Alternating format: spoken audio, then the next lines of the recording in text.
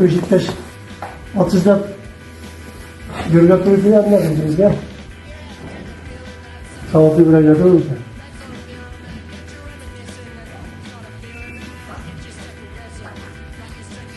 Şahsi kuşaklar ikişerine tutuşlar var, ikişerine tutuşlar var.